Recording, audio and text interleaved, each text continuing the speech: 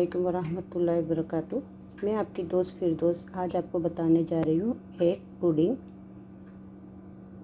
इसके लिए आपको सबसे पहले क्या करना है, 4 कप भरकर दूध लेना है। उसमें 8 टेबलस्पून जितना आपको इसमें शुगर डालकर दूध को हल्का सा गुनगुना का लेना है और उसके बाद उसको थोड़ी देर ठंडा होने देना है।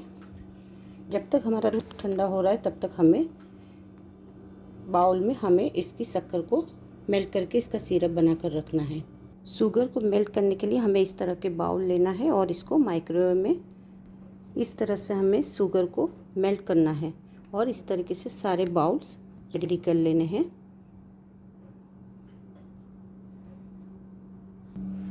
हमें इस तरह से सारे बाउल रेडी कर लेने हैं, लेकिन इतना ध्यान रखना है कि हमें ओवन प्रूफ लेना है।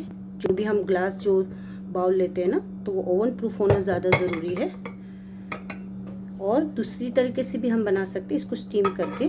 तो स्टीम करने के लिए हमें इस तरीके से एल्युमिनियम की पैन में आप कर सकते हो और उसमें भी इसी तरह से हमें शुगर को मेल्ट करके एक बर्तन में हमें शुगर को मेल्ट करना है और फिर उसके अंदर इस एल्युमिनियम के बाउल में भी हमें इस तरह से शुगर को ऐसे फैला देना है। उसके बाद जो हमने दूध गर्म किया था, हमने 4 कप दूध लिया था और 8 चम्मच शक्कर ली थी टेबलस्पून। उसको हमने हल्का सा गुनगुना गर्म कर लिया है। अब ये ठंडा हो चुका है, तो इसके अंदर हम क्या करेंगे, 2 स्लाइस ब्रेड लेंगे। स्लाइस की 2 ब्रेड लेंगे, आप चाहे तो 3 भी ले सकते हैं।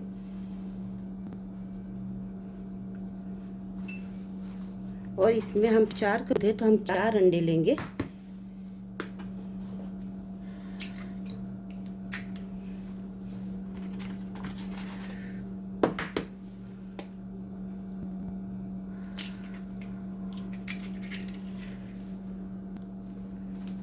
और हल्का सा वेनिला एसेंस इसमें हम ऐड करेंगे, 2 से 3 बूंद, ज़्यादा नहीं। अब हमने 2-3 ड्रॉप जितना हमने वेनिला एसेंस इसमें ऐड किया है। अब इसको हम ब्लेंड कर देंगे अच्छी तरह से।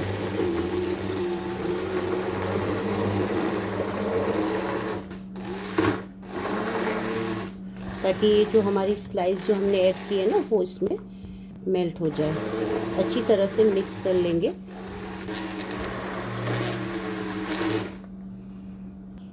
अब इस दूध को हमें इन मोल्ड में ट्रांसफ़र करना है इस तरीके से।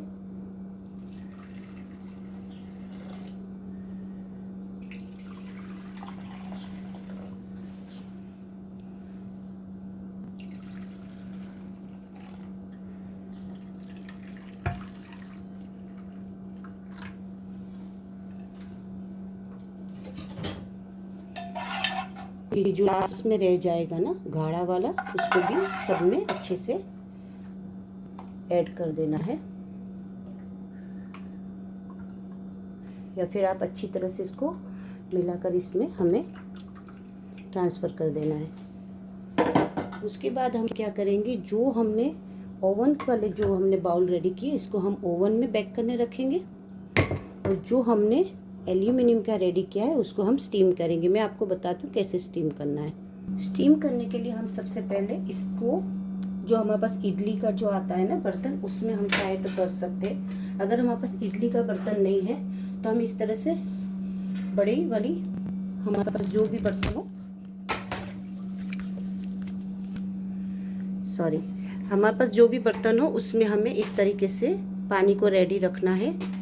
ये एक बर्तन के अंदर हम थोड़ा सा ही पानी डालना है, ज़्यादा नहीं लेना है। और इस तरह का स्टैंड रखना है। उसके बाद हमें ये जो एल्यूमिनियम का हमने रेडी किया है उसको हमें रखकर 15 से 20 मिनट स्टीम करना है। या फिर हम जो इडली का हमारा जो बर्तन है उसके अंदर हमें इस तरीके से रख के उसको हमें ढककर स्टीम कर लेना है। इस तरह से पूरा ढक जाए, इस तरीके से हमें इसे स्टीम कर लेना है। ये मैंने पहले से ही इसको गर्म करने रख दिया था, इसलिए हमें ज़्यादा टाइम नहीं लगेगा।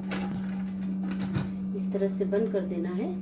आप खुला रखकर भी कर सकते हैं क्योंकि हमने इसको ऑलरेडी ढक दिया है।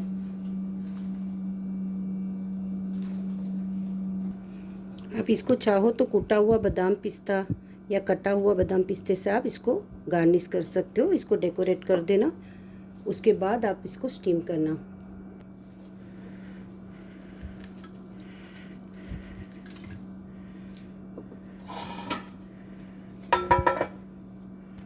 इसको 15 से 20 मिनट तक इसको हमें स्टीम करना है।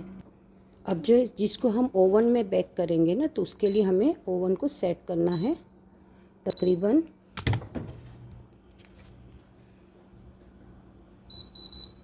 300 टेम्परेचर पर और 15 मिनट पर। सम टाइम ये 10 मिनट में भी हो जाता है, सम टाइम 15 मिनट लगता है, इसलिए मैं 15 मिनट पर रख रही हूँ। ये प्री हीट करने हमें रख देना है और हमें ये जो हमने बाउल रेडी किया उसको हमें इसमें ट्रांसफ़र कर देना है। इसमें भी हमें बादाम पिस्ता जो हमारे पास है पिसा हुआ या फिर आप कटा हुआ भी यूज़ कर सकते हो, इसको हमें ऐसे डेकोरेट कर देना है।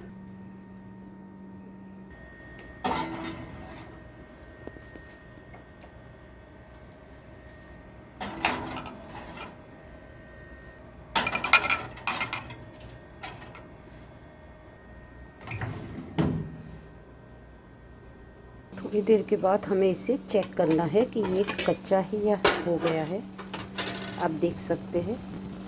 अब इसके अंदर हमें टूथपिक की मदद से हमें इसको चेक करना है। ये अच्छी तरह से हो गया। इसको अब हम बंद कर देंगे और कुछ देर के लिए इसको ऐसे ही रहने देंगे।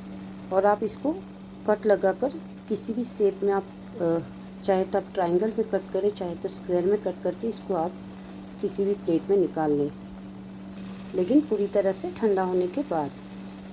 अभी हम कुछ चेक करेंगे 5-10 मिनट के बाद कि ये कच्चा है या हो गया है रेडी। लेकिन अभी थोड़ा सा कच्चा है क्योंकि देखिए आप इसके ऊपर इसका दूध लगा हुआ है, इसलिए हमें थोड़ी देर और रखना है। वाह माशाल्लाह, आप देख सकते हैं अब हमारा कस्टर्ड रेडी हो चुका है, बिल्कुल रेडी हो चुका है। ये देखिए मैंने सारे कस्टर्ड निकाल लिए, लेकिन ये बहुत ज़्यादा गर्म होता है ना ट्रे, इसलिए हमें इसे किसी नीचे एल्यूमिनियम की ट्रे रख कर निकालना है। अब इसको बिल्कुल ठंडा हो जाने देना है। उसके बाद इसको हमें उल्टा करके किसी भी प्लेट में ट्रांसफ़र करना है। लेकिन प्लेट में उल्टा करने से पहले बिल्कुल ठंडा होने देना है इसको।